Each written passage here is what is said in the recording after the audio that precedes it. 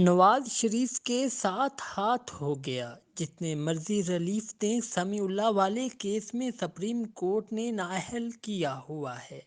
اس case میں صرف supreme court کا لارجر بینچ ہی سزا ختم کر سکتا ہے۔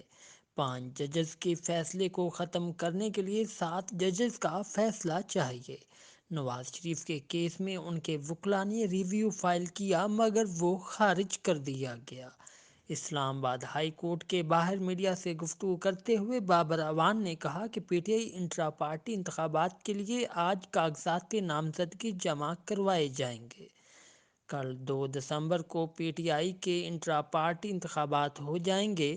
پی ٹی آئی رہنما کا کہنا تھا کہ کل چیف جسٹس سے میں نے کہا کہ الیکشن میں لیول پلینگ فیلڈ بھی نظر آنی چاہیے۔ Chief justice Peshawar high court نے کہا کہ ایک پارٹی کو نکلنے نہیں دے رہے، یہ کیسی لیول پلینگ فیلڈ ہے؟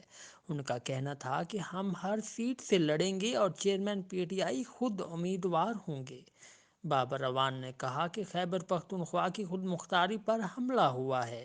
الیکشن کمیشن سے پوچھنا چاہتا ہوں، فاٹا کی 5 نشستیں کس اختیار سے ختم کی گئیں؟